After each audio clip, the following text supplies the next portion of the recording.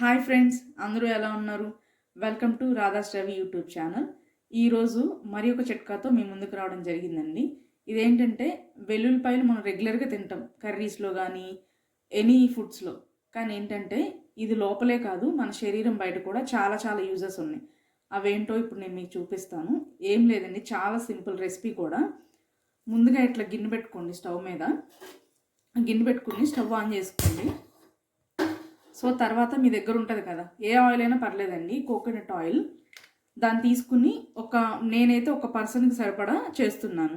ఇదేంటంటే మనకి బాడీలో చాలా ఓవర్ హీట్ ఉంటుంది కదండి, అది తగ్గించడానికి చాలా చాలా హెల్ప్ అవుతుంది. అదేవిధంగా మనకి పెద్దవాళ్ళకి ఎక్కువ కాళ్ళు నొప్పులు వస్తూ ఉంటాయి. నైట్ టైం ఏంటంటే కాళ్ళు చాలా మంటలుగా ఉన్నాయి అంటారు పడుకునే ముందు. అట్లా పెయిన్స్ కూడా తగ్గించడానికి చాలా రిలీఫ్ అవుతుంది అన్నమాట. సో మీరు ఖచ్చితంగా ఈ టిప్ని పాటించండి. అదేవిధంగా వెల్లుల్ని ఇలా కొట్టుకోండి. ఒక 4 పాయల్ని ఇలా కొట్టుకుని వేసుకోండి. సో నేను ఏ టిప్ చేసినా మీకు యూజ్ఫుల్ అని చెప్పి నేను చేయడం జరుగుతుంది. సో మీకు యూజ్ అవుతుందని నేను అనుకుంటున్నాను. అదేవిధంగా మీకు ఇంకేమన్నా రెసిపీస్ కావాలి అన్నా, ఇలా వంటింటి చిట్కాలు ఏమైనా ఉన్నా కావాలన్నా ఖచ్చితంగా కామెంట్ రూపంలో తెలియచేయండి. సో ఏం లేదు, చాలా చాలా సింపుల్. ఇట్లా ఆయిల్ని హీట్ చేస్తూ ఉంటే చాలండి. ఆ వెల్లుల్లిపాయ వేగేంత వరకు హీట్ చేయండి, సరిపోతుంది, ఇబ్బంది ఏం లేదు. సో మధ్య మధ్యలో కలుపుకుంటూ హీట్ చేయండి.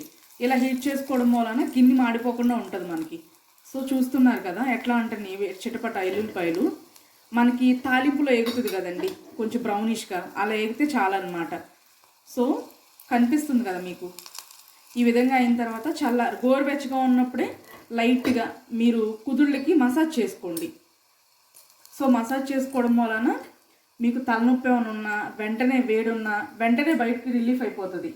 సో ఇది ఖచ్చితంగా మేము ట్రై చేసిన తర్వాత మీకు చెప్పడం జరుగుతుందండి.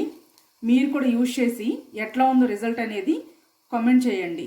వీడియో కనుక మీకు నచ్చినట్లయితే లైక్ చేసి, షేర్ చేసి, సబ్స్క్రైబ్ చేయండి.